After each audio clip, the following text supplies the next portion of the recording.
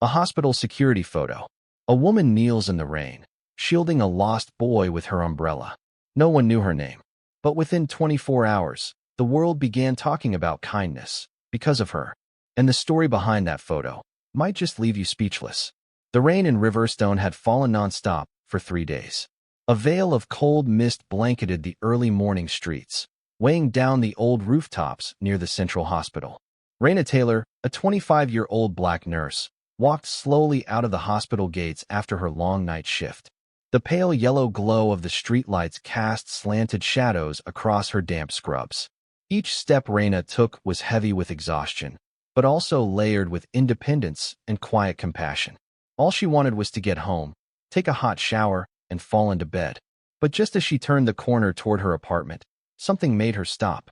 On a stone bench near the outer wall of the hospital sat a little boy, drenched to the bone, his arms wrapped around himself, his eyes lowered to the pavement like he had already given up.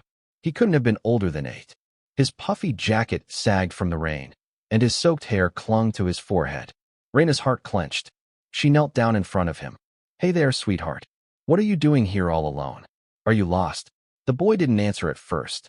He slowly looked up at her. His big, wet eyes weren't frightened. They looked tired, like he had been waiting for something that never came. "Where's your mom or dad?" Raina softened her tone. "My dad works at the hospital, but he forgot to pick me up today." His voice was barely louder than the rain. Raina furrowed her brow. "What's your dad's name?" "His name is Dr. Marcus Carter," he said, pulling a crumpled photo from his wet coat pocket. In the picture, a man in a white coat had his arms around this same little boy. Raina glanced at the photo, then at the boy again. Something inside her stirred. Her nurse's instinct rose up powerfully. To protect, to care, to never turn away. "All right, sweetheart. Let's get you warmed up first. My name's Raina. We'll go to my place, dry you off, get you something warm to eat, and then we'll figure out how to find your dad." "Okay." Jaden nodded, barely. He stood up, legs trembling from the cold. Raina shrugged off her outer coat and wrapped it around him. Holding the umbrella over them both, she guided him through the rain. Raina's apartment was small but warm. She turned on the heater, dried Jaden's hair with a towel, and found an old set of sweatpants and a t-shirt that used to belong to her younger brother. Then she reheated some chicken soup and made hot cocoa. Jaden sat quietly, cradling the mug with both hands like it held his whole world. "What school do you go to?" Raina asked gently, placing the bowl of soup in front of him. "Jefferson Elementary. After school, I waited, but Dad didn't come. I thought he forgot, so I started walking. But then, I didn't know where I was anymore." Raina swallowed hard. An 8-year-old, lost in the rain, no phone, no help. She remembered being 10, sitting on a neighbor's porch, waiting for her mom to return from the night shift at a clinic. "Are you still cold?" "Not anymore," Jaden replied with a small smile. Outside, the rain still hadn't let up. But inside the small apartment, warmth bloomed. Raina sat across from the boy, wondering how the world could let a child like this fall through the cracks. She looked again at the faded photo. The man seemed familiar. Maybe she had seen him around the hospital. Or was he the new director slated to start next week? The name Marcus Carter sounded familiar from the internal email. If that were true, tomorrow might be different. But tonight, it was just the two of them. A weary nurse and a boy who was slowly thawing under the shelter of simple, unspoken kindness. The next morning, the sky remained overcast. Though the rain had stopped, puddles shimmered on the streets, reflecting the faded light of a long, heavy night. Raina Taylor awoke earlier than usual, unable to sleep deeply with a stranger, though strangely familiar, child sleeping on her couch. Jaden was still curled up under the blanket. Raina brewed coffee and laid out clean clothes for him. When he stirred awake, she offered a warm smile. "Time to get up, champ. Today we find your dad." Jaden nodded, sleep still lingering in his eyes. He brushed his teeth with a fresh toothbrush, ate a simple breakfast of toast and warm milk, and they set off together. Riverstone Central Hospital was much busier in the morning.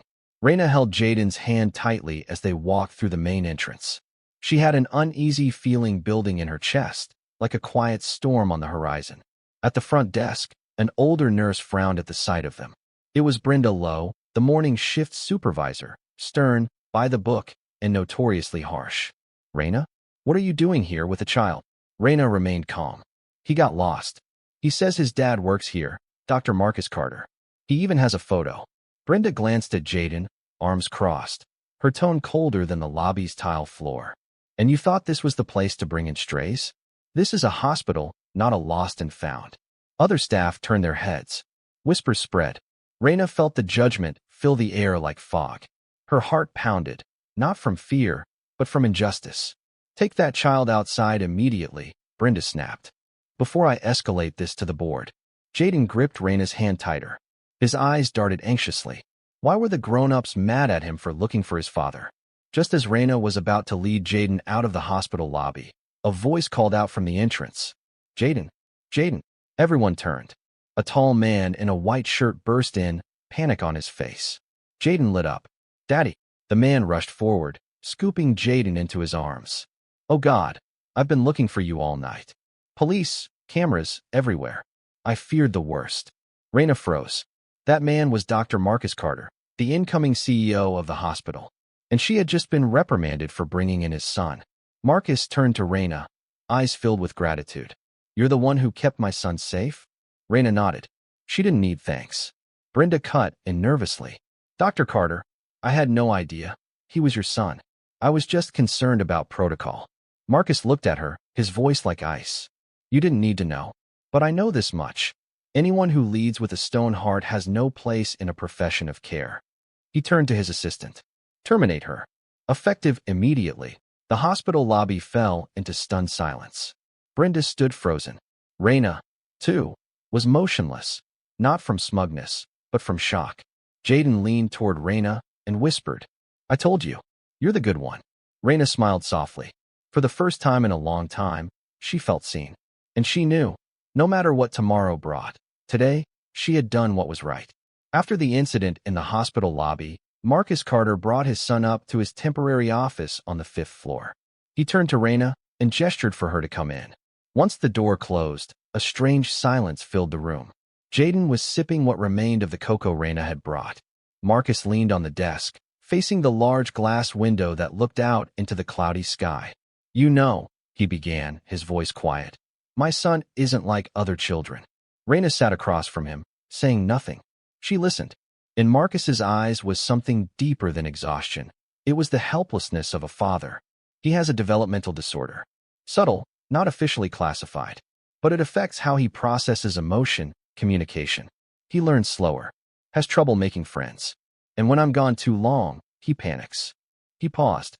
The hardened face of a hospital executive gave way to the weariness of a father navigating unknown storms. Raina nodded gently. She understood. And last night, I was late. An emergency board meeting. By the time I finished, my phone had died. Everything, it was too late. I lost my son in one night. Marcus turned to her. If not for you, I might never have found him. And no one in this entire hospital, including the head nurse, did what you did. Because you saw a person, not a problem. Raina's hands curled slightly on her lap. His words weren't flattery. They were the confession of a man just weathering his worst inner storm. Jaden really likes you, he added, voice softening. He doesn't smile at strangers. But this morning, he described everything. The way you wrapped him in a towel, how you asked questions without making him feel small. Raina smiled. He's a special kid. He doesn't need to be like other children to be worthy of love. Marcus looked at her for a long moment. Have you ever thought about doing something bigger here? Raina blinked. What do you mean? Marcus stepped to the window, choosing his words. I'm officially taking over as CEO next Monday. And I don't just want to change policies. I want to change culture. I need people with heart, like you, to do that. He turned to her. I want to offer you a new role, patient relations coordinator. The first in this hospital. Someone who bridges patients and staff, especially those who need deep compassion. Raina was stunned. She had never sought promotion. Every day, she just tried to be kind and go home in peace. But, she hesitated, I'm just a regular nurse. That's exactly why you're right for it, he said. Because you never act for the title. In the corner, Jaden was smiling at the window. Outside, the rain had finally stopped. The first sunlight in days spilled down the hospital corridors. A new beginning. A storm had passed, and another door just opened. The following Monday, Raina Taylor officially returned to Riverstone Hospital in her new role, patient relations coordinator. No longer in her nurse's scrubs, she wore a simple white blouse and a soft gray jacket. Though her appearance had changed, her eyes and her heart remained the same. As she walked past the reception desk, a few staff members looked up. Some nodded in greeting. Others turned away quietly. Not everyone was pleased with the sudden promotion. Among the nurses she once worked with, whispers stirred. Promoted for helping one lost kid? We work our whole lives and nobody notices. Raina heard them, but didn't respond. She knew those glances didn't reflect her. They reflected wounds, quiet ones, buried deep in people long forgotten. She understood that more than anyone. Her first morning began in the newly converted patient consultation room. Marcus had personally redesigned it as a quiet space inside the bustling hospital. Fabric sofas, warm-toned wall art, a shelf with children's books and health magazines. Her first case was an elderly woman named Hilda. Late-stage cancer, no family, known for her silence and being difficult.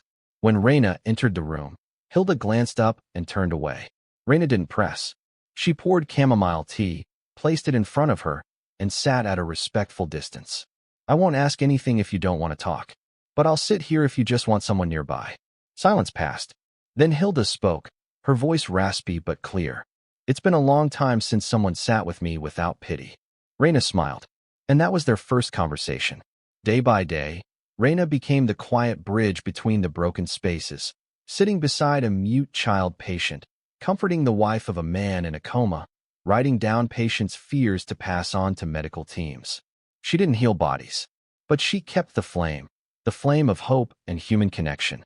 One afternoon, after she stepped out of the room of the hospital's most difficult patient, Mr. Robert, who had driven away every nurse and doctor with "I don't trust anyone," she found Marcus standing in the hallway.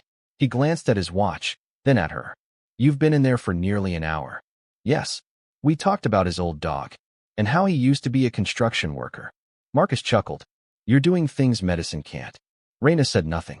She just kept walking. Later that week, a boy named Raphael, a leukemia patient, asked her, "Miss Raina, why aren't you a doctor?" She bent down and gently tousled his hair.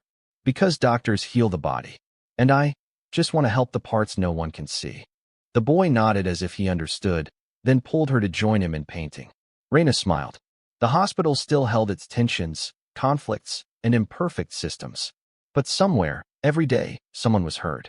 And she was there, like a quiet keeper of hope. One quiet weekend morning, Raina arrived earlier than usual. The hospital was still hushed. As she passed through the main lobby, she noticed a few staff huddled over their phones, whispering. She didn't think much of it, until a young intern ran up to her, beaming. "Miss Raina, you're trending." "Trending?" she chuckled. "I haven't done anything." The intern handed over their phone. On the screen was a viral post. A security camera still of Raina kneeling in the rain beside Jaden, holding an umbrella over him. The golden hospital light cast a soft glow over her shoulder, like a scene from a film. The caption read, "Sometimes an ordinary person does the right thing, and everything changes." Below were thousands of shares, comments, and hearts. Raina stood quietly, not embarrassed, just deeply moved. The atmosphere in the hospital subtly shifted. People who once ignored each other began to smile. A junior doctor who had been irritated by her presence in a meeting last week now held the door open for her. Marcus called her into his office. "This wasn't a PR campaign I created, but it says what I've always believed.